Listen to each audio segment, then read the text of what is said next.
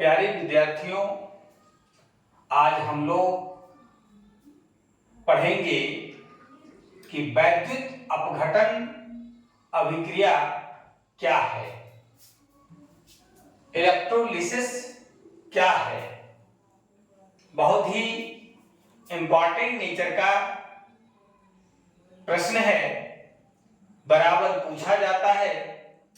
आइए वीडियो के अंत तक बने रहेंगे, बिल्कुल ही आपको आसान लगेगा कि वैद्युत अपघटन क्या है।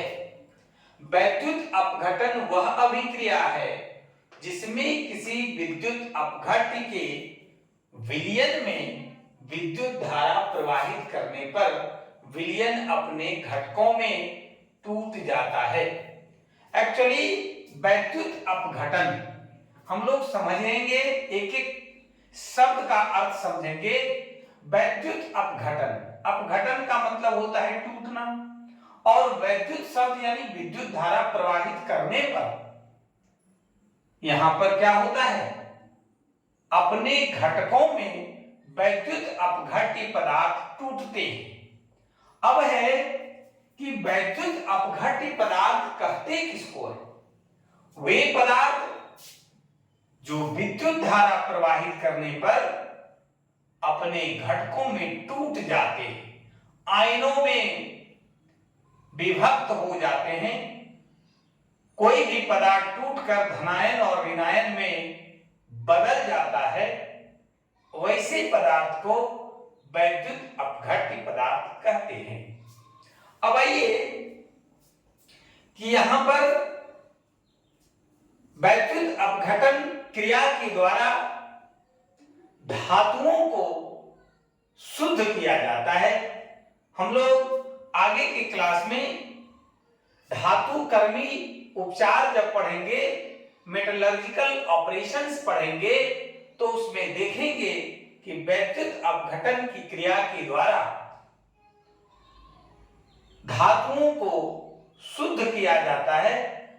तो यहां भी देखिए कि वैद्युत अपघटन की क्रिया करा करके पहले कराया कैसे जाता है, उसके लिए हमने एक सिस्टम बना कर रखा है कि इस प्रकार से एक बर्तन में इलेक्ट्रोड लिया जाता है। अब इलेक्ट्रोड क्या है? तो इलेक्ट्रोड धातु की छड़ होती है, और वो इलेक्ट्रोड दो प्रकार के होते हैं, एक कैथोड और दूसरा एनोड।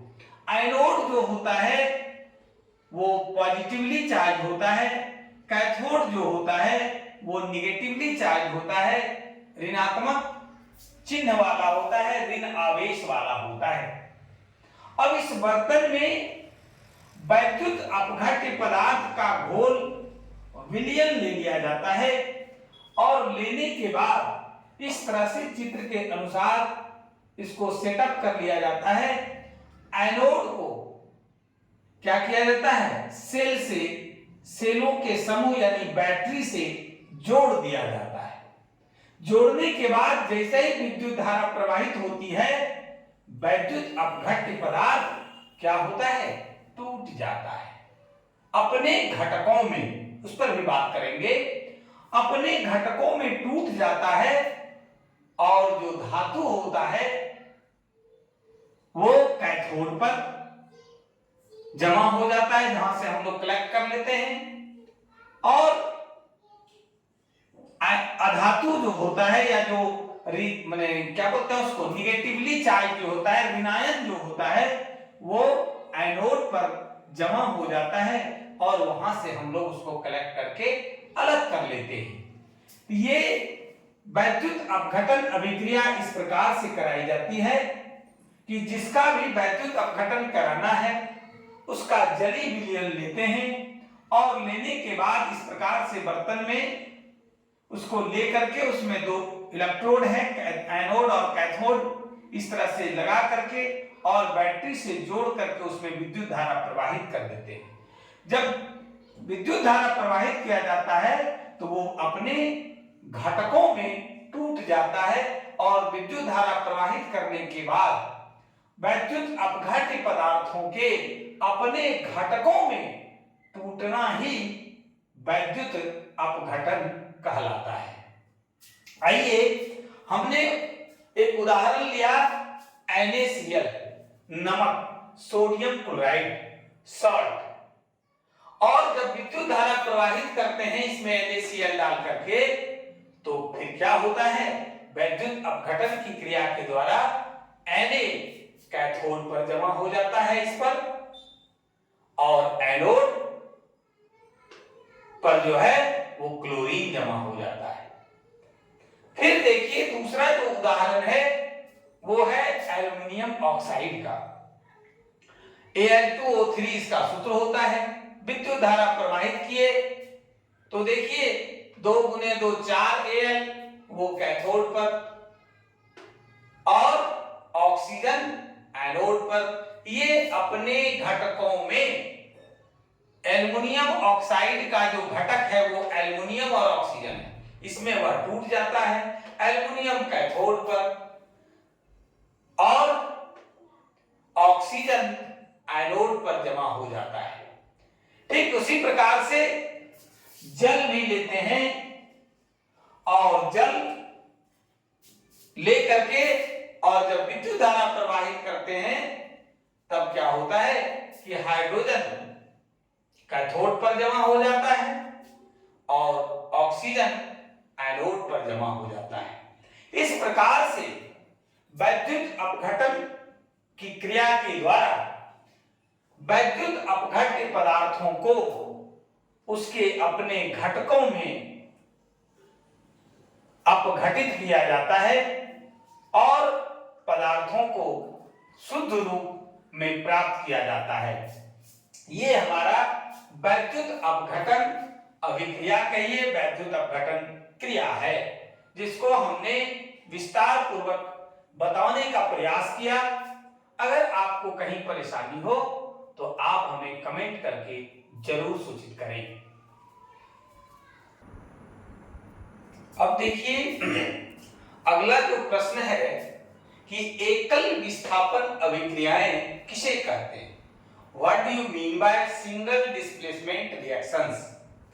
अब नाम से पता चल रहा है एकल मतलब एक, विस्थापन यानी एक का विस्थापन होता है। क्या चीज का विस्थापन होता है, क्यों होता है, उस पर हम लोग उदाहरण में स्पष्ट करेंगे।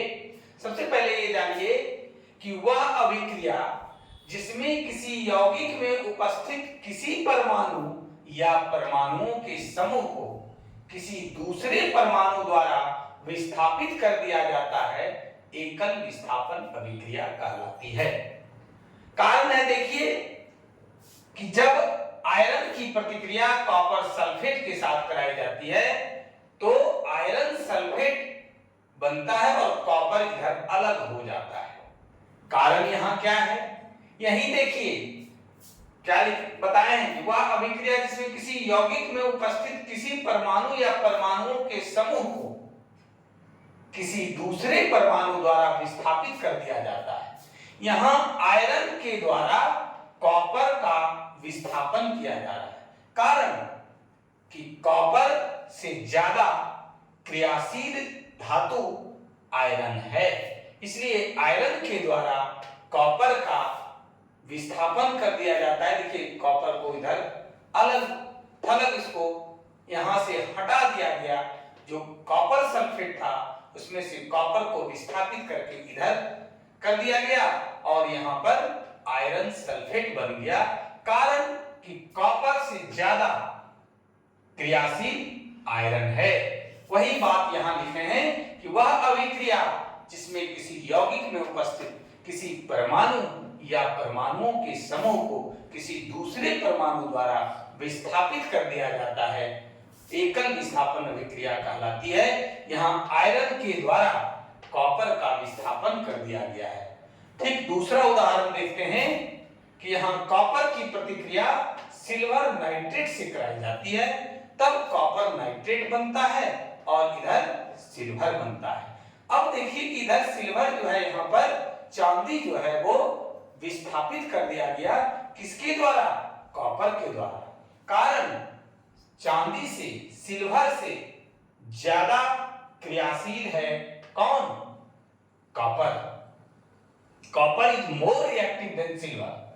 कॉपर जो है वो चांदी से, सिल्वर से ज्यादा क्रियाशील है, इसलिए कॉपर के द्वारा सिल्वर को विस्थापित कर दिया गया।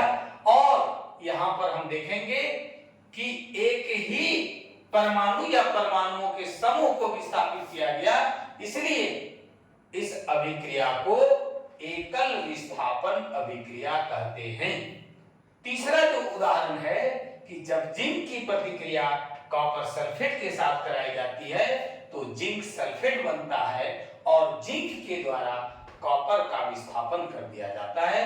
कारण कॉपर से ज्यादा क्रियाशील धातु है जिंक, इसलिए जिंक के द्वारा कॉपर का विस्थापन करके जिंक सल्फेट बनाता है।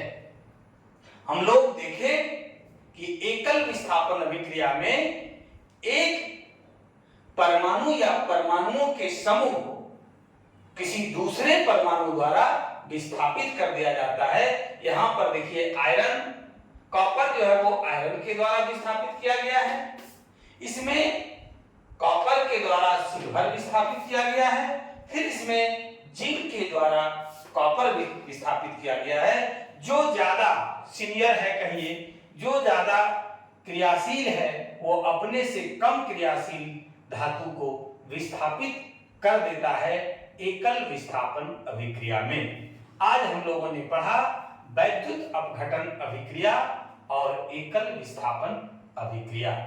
अगर कहीं किसी को परेशानी हो तो आप हमें कमेंट कर जरूर बताएं। अगर वीडियो अच्छा लगा हो तो लाइक और शेयर जरूर करें। जो लोग चैनल को अब तक सब्सक्राइब नहीं किए हैं, चैनल को सब्सक्राइब जरूर करें। आज की क्लास में बस इतना ही। धन्यवाद।